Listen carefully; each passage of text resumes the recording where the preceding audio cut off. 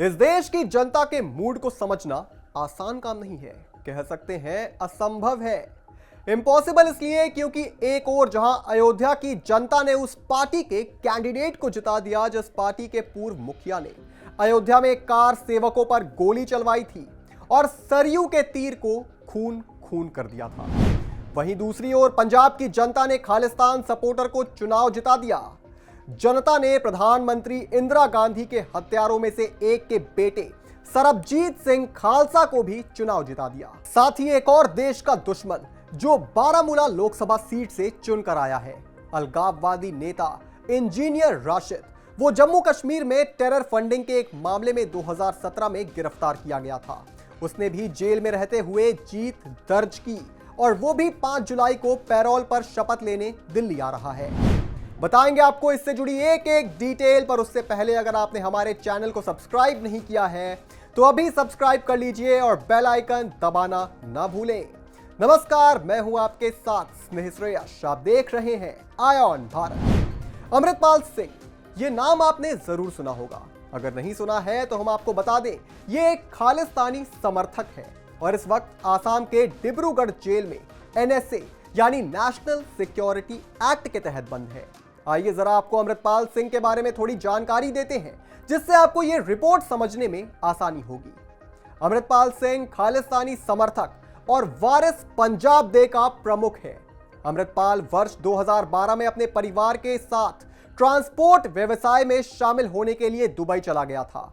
तब अमृतपाल सिंह महज 19 वर्ष का था, जिसके बाद वह वर्ष 2022 में भारत वापस लौटा।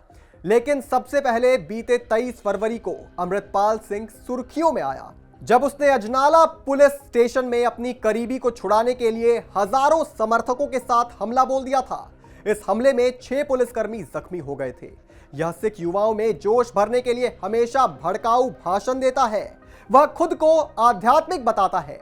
अमृतपाल सिंह खालिस्तानी समर्थक जरनैल सिंह भिंडरावाले को अपना आदर्श बताता है। बता दें कि जनरल सिंह भिंडरावाले को इंदिरा गांधी की सरकार के दौरान ऑपरेशन ब्लू स्टार में मार गिराया गया था। चलिए, ये तो हुई अमृतपाल की पहचान, मगर लोकसभा चुनाव के दौरान जो खबरें सामने आई उसने सबको हैरान कर दिया, क्योंकि खालिस्तानी अमृतपाल सिंह अब एक MP बन चुका है। यानी मंच पर चढ़कर भड़काऊ भाषण देने वाला अमृतपाल अब देश की संसद से अपनी बात कहेगा।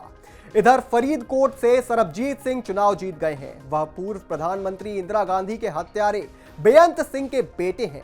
हालांकि किसी के पिता के गुनहगार होने का मतलब ये नहीं है कि उसका बेटा भी गुनहगार हो। यहां आपको यह भी जानना चाहिए कि ये पंजाब में कुल 13 लोकसभा सीटें हैं। इसमें से पंजाब में 7 सीटें कांग्रेस, 3 सीटें आम आदमी पार्टी के, 1 सीट शिरोमणि अकाली दल को और 2 सीटें निर्दलीय के खाते में गई हैं। फरीदकोट सीट की बात करें तो यहां सरबजीत को 2,98,000 वोट मिले और वह चुनाव जीत गया। वहीं खदर साहिब सीट से अमृतपाल सिंह को 4,44,000 वोट मिले और वह चुनाव जीत गया।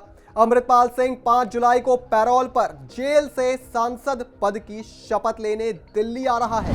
इस पर अमृतपाल के परिवार का कहना है कि अमृतपाल को भी उस समय ही शपथ लेनी चाहिए थी जिस समय अन्य सांसद शपथ ले रहे थे और जनादेश का सम्मान करते हुए अमृतपाल को जेल से रिहा कर देना चाहिए। आज हम आप पर यह छोड़ते हैं कि आप इस बात का जवाब दें कि यह हमारे लोकतंत्र की खूबसूरती है या फिर कमजोरी, कि इस देश में खालिस्तानी भी चुनाव लड़कर देश की संसद में बैठ सकता है।